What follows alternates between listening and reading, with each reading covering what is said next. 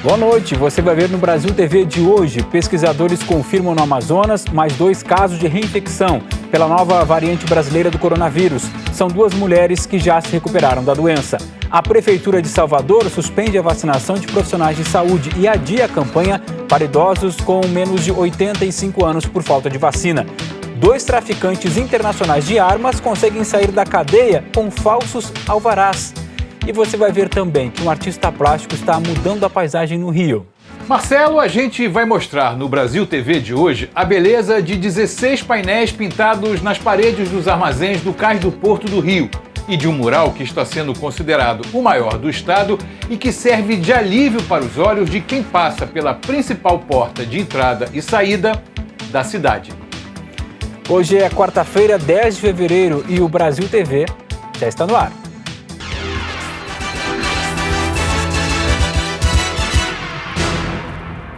Pesquisadores confirmaram no Amazonas mais 2 casos de reinfecção pela variante brasileira, nova variante brasileira do coronavírus, que foi identificada primeiro em Manaus. Quem tem essas informações para a gente é o Leandro Guedes. Olá, Marcelo. Bom, esses 2 novos casos confirmados de reinfecção pela variante brasileira foram identificados pela Fiocruz Amazônia. Trata-se de 2 mulheres que atenderam aos critérios de classificação, que inclui a realização de 2 exames de PCR com um resultado positivo em um intervalo de 90 dias entre a primeira e a segunda infecção. As 2 mulheres não apresentaram complicações e já estão curadas. Então, o estado do Amazonas tem até o momento 3 casos confirmados de reinfecção. Outros 12 ainda estão sendo investigados pela Fiocruz. Todas as amostras em que os pesquisadores fizeram um sequenciamento genético do vírus em janeiro deste ano, a nova variante apareceu em 91% delas. Inclusive, essa nova variante já foi batizada de P1 e é aparentemente mais transmissível. Marcelo? Em Belém, a vacinação entrou na etapa de aplicação da segunda dose, começando pelos profissionais de saúde que trabalham diretamente com pacientes com Covid-19. Mas o restante do Pará, o cronograma está atrasado. Aqui em Belém começou hoje mais uma etapa da campanha de vacinação contra a Covid-19 voltada para os profissionais da saúde, aqueles que já receberam a primeira dose há cerca de 21 dias. 3 postos de vacinação drive-thru foram montados na capital paraense. Para essa fase da campanha, o município reservou pouco mais de 7.100 doses da vacina Coronavac. Esta etapa da campanha vai até a próxima sexta-feira e profissionais de saúde de hospitais públicos e particulares estão sendo imunizados. A ocupação dos leitos em Rondônia chegou a 100% e já tem fila de espera de paciente com coronavírus.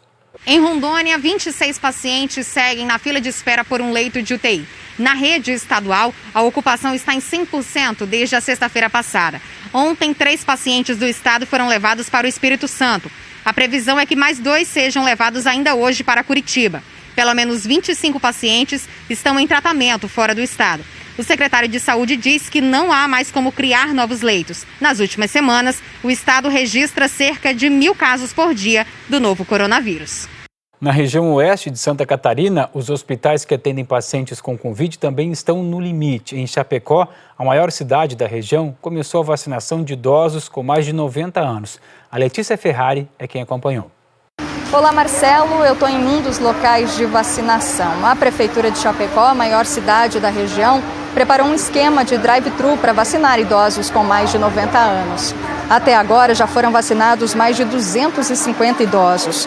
A meta é imunizar 600 pessoas até o fim da semana. A situação é crítica na região. A taxa de ocupação de leitos de UTI geral para adultos está em 93% aqui. Só há 7 leitos disponíveis para atender 78 cidades. Isso para receber pacientes graves com Covid ou com outras doenças.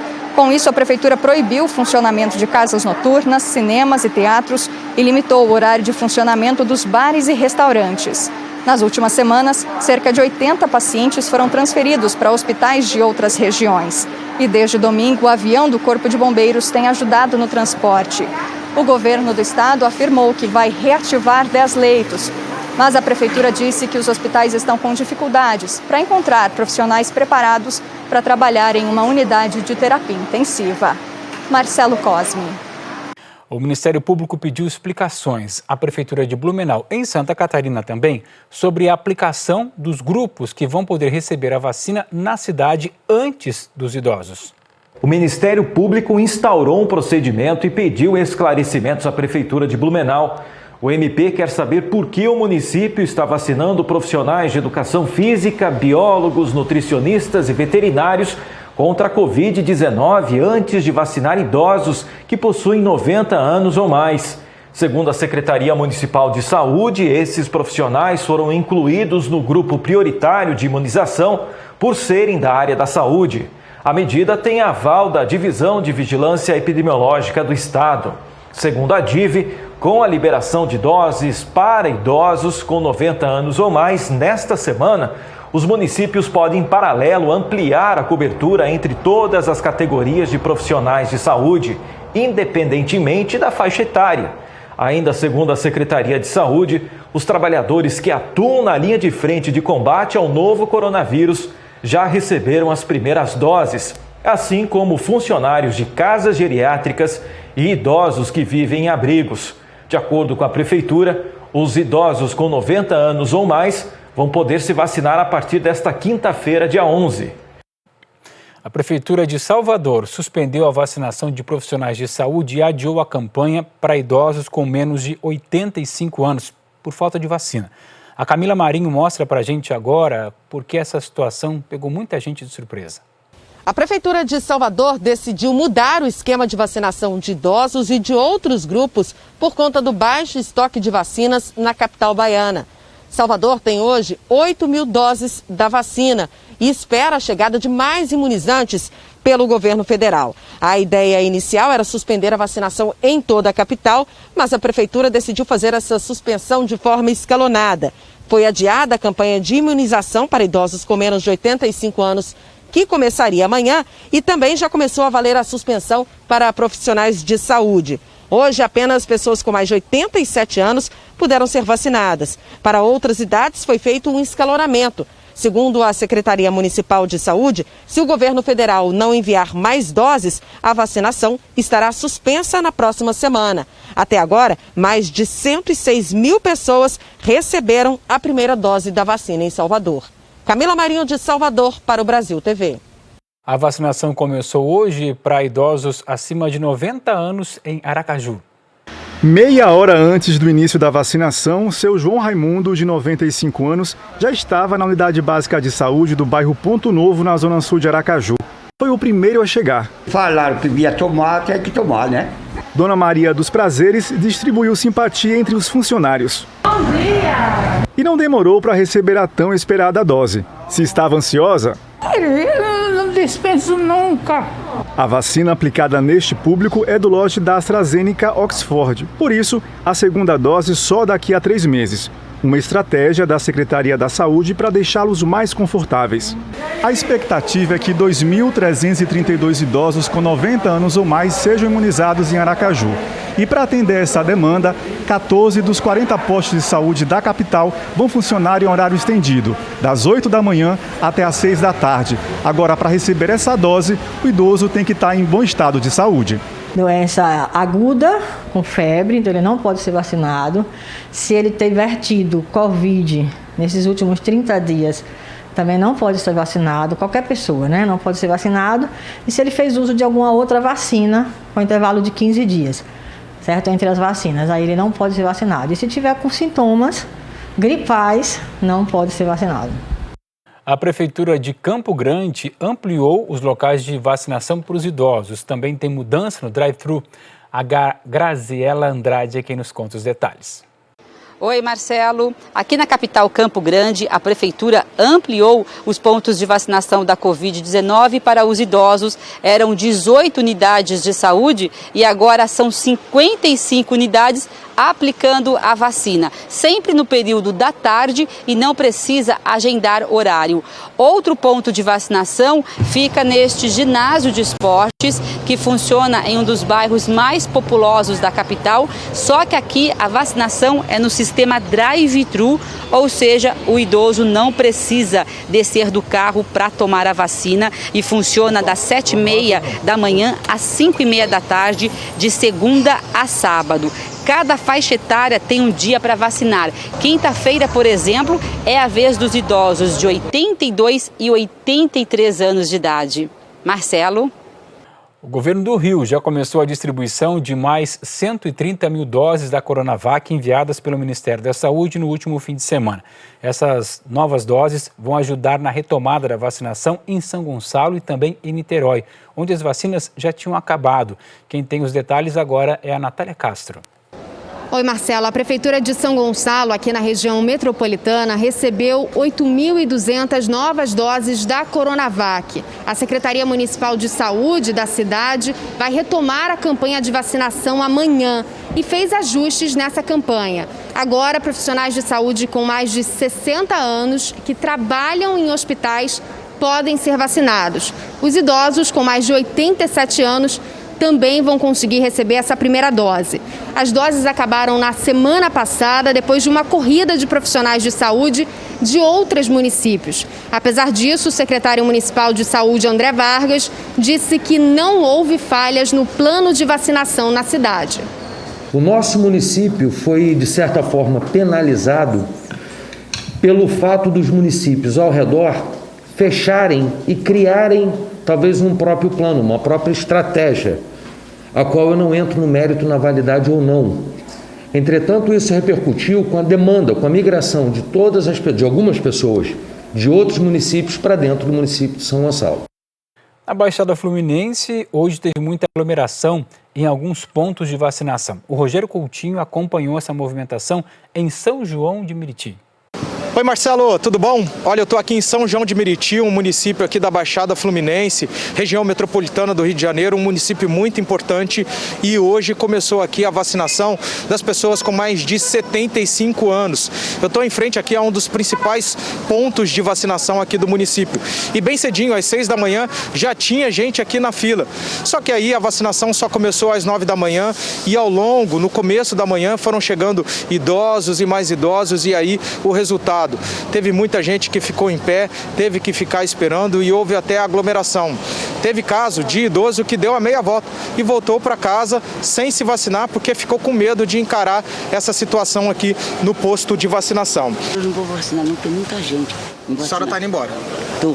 Desistiu? Não, porque tem muita gente. Apesar da distribuição de senhas, os idosos tiveram que formar uma fila ali dentro do Centro Cultural Meritiense. Segundo a Prefeitura, houve reforço na equipe pouco depois das 9 da manhã, mas o movimento continuou intenso. Está um pouco tumultuado, né, cara? Está um pouco desordenado, os idosos estão aí todos em pés. Hoje cedo, a Secretaria Estadual de Saúde começou a distribuir parte do lote de 131 mil doses de vacina para 88 municípios do estado. Rio, Niterói, São Gonçalo e Maricá já tinham recebido ontem as vacinas. É mais uma remessa que pode imunizar muita gente dos grupos prioritários, desde que não aconteçam irregularidades. O Ministério Público do Estado já recebeu mais de 413 relatos de supostas irregularidades relacionadas à prioridade da vacinação contra a Covid-19, como, por exemplo, casos de fura-fila. De acordo com o MP, tudo vai ser apurado e o governo do estado pede para que os municípios respeitem os grupos prioritários para não faltar vacina. Rogério Coutinho para o Brasil TV. Bom, a Secretaria de Saúde de São João de Meriti informou que o movimento hoje no Centro Cultural foi atípico e que, ainda pela manhã, enviou mais profissionais ao local para agilizar o atendimento. A Secretaria disse ainda que o município está recebendo pessoas de outras cidades e que um dos poucos lugares que já estão vacinando pessoas a partir dos 75 anos. Agora, olha só essa história. A Prefeitura de São José dos Campos, no interior de São Paulo, alerta os moradores da cidade sobre um golpe da falsa vacina. Os criminosos estão se passando por profissionais, funcionários da Prefeitura, e visitam prédios como se fossem profissionais de saúde. Os bandidos, vestidos com jalecos brancos, roupas brancas, se passam por equipes da Secretaria de Saúde e visitam condomínios, casas e apartamentos, solicitando para que os moradores os recebam para então fazer o programa de imunização da cidade. Isso seria uma motivação para que eles pudessem entrar nas casas e assaltar os moradores. A Prefeitura já registrou 2 casos na última segunda-feira, o primeiro deles na região sul da cidade, quando uma moradora, filha de um idoso, recebeu um interfonema dizendo que tinha uma equipe da Secretaria de Saúde que iria fazer a imunização do pai dela. Ela desconfiou e disse que iria descer até a portaria para receber esses funcionários, supostos funcionários, que acabaram fugindo. No mesmo dia, na região norte da cidade, um outro grupo também anunciou que precisaria fazer uma visita em uma casa. A orientação da Prefeitura é de que não há nenhum tipo de campanha para imunização em residência. O que a Prefeitura tem feito é imunizar idosos acamados, desde que devidamente cadastrados nas unidades básicas de saúde da cidade, em um cadastro em que é feito um agendamento, inclusive, de horário, e que todos os profissionais da Prefeitura estão devidamente cadastrados e com crachás de identificação. Veja no próximo bloco, 2 traficantes internacionais de armas conseguem sair da cadeia com falsos alvarás. E você vai ver também que um artista plástico está mudando a paisagem no Rio. Marcelo, a gente vai mostrar no Brasil TV de hoje a beleza de 16 painéis pintados nas paredes dos armazéns do Cais do Porto do Rio e de um mural que está sendo considerado o maior do estado e que serve de alívio para os olhos de quem passa pela principal porta de entrada e saída da cidade.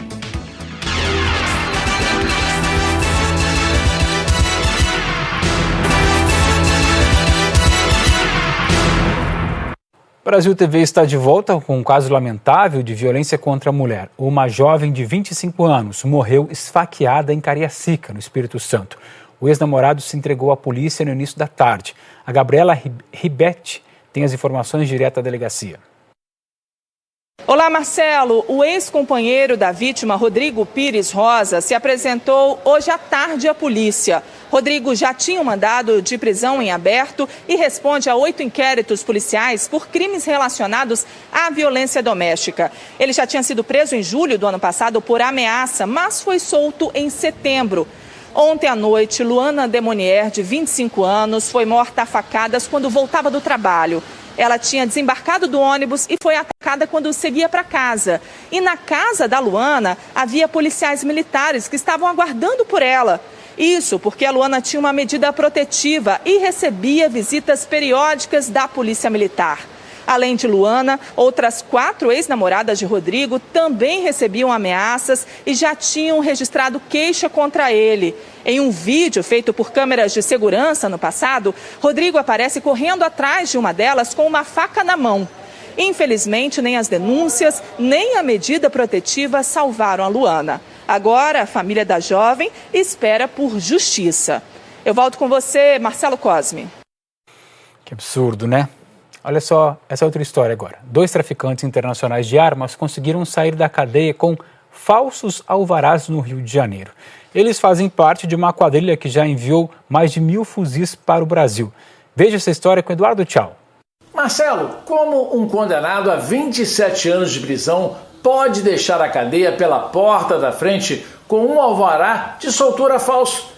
Essa é a pergunta que a Secretaria de Administração Penitenciária do Rio vai ter que responder à Justiça Federal. João Felipe Cordeiro Barbieri estava preso desde setembro de 2017 por associação criminosa e tráfico internacional de armas.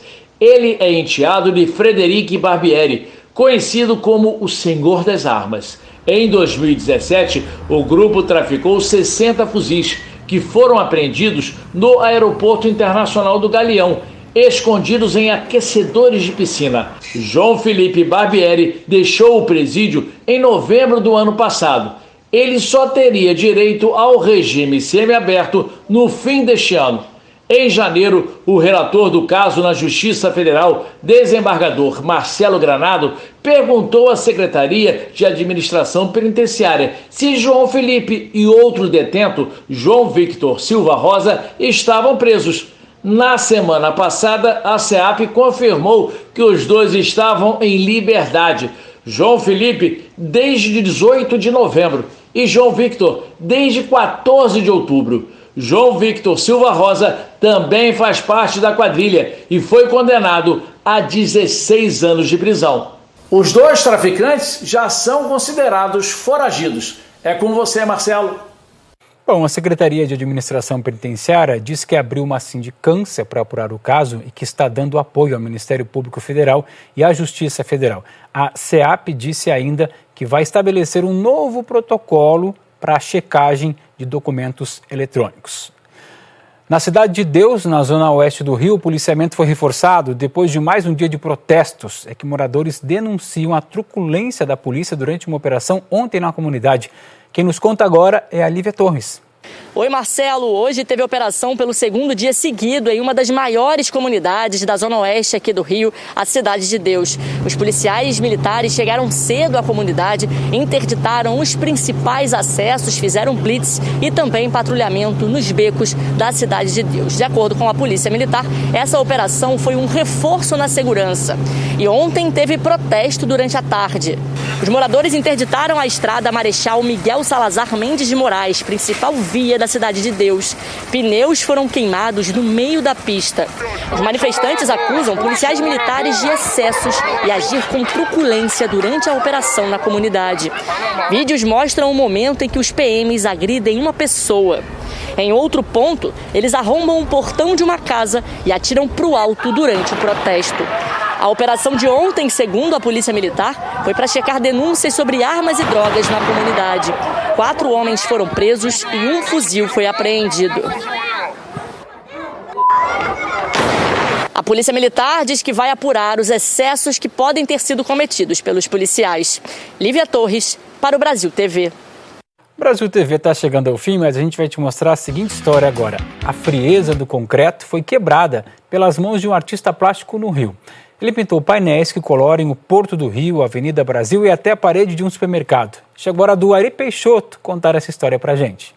Marcelo, a Avenida Rodrigues Alves, na zona portuária, está mais colorida. Um projeto em homenagem aos 110 anos do Porto do Rio transformou as paredes dos velhos armazéns em telas que receberam a criatividade de vários artistas. São 16 painéis pintados nas paredes dos armazéns que ocupam 1,5 km da avenida desde o início, perto da rodoviária, até a entrada do túnel Marcelo Alencar. O projeto é uma homenagem aos 110 anos do Porto do Rio. O maior dos painéis, com 350 metros de comprimento, pintado pelo muralista Marlon Muck, representa o trigo, desde o campo até a sua transformação em pão. Aqui a gente começa elaborando esse painel e organizando de ordem cronológica, né? Enfatiza a questão do plantio, da colheita, do armazenamento, do transporte. Então, tudo isso vem sendo representado por imagens e, ao final, tem uma criança com um sorriso tremendo, assim, se alimentando de um pão francês. Foi um desafio para o macaense de 39 anos, que já mostrou seus trabalhos em outros países, como Alemanha, Itália e Equador. Para evitar riscos com o trânsito, Marlon e sua equipe tiveram que trabalhar na madrugada. 30 noites, 860 latas de spray e 486 litros de tinta. Depois, o mural foi concluído.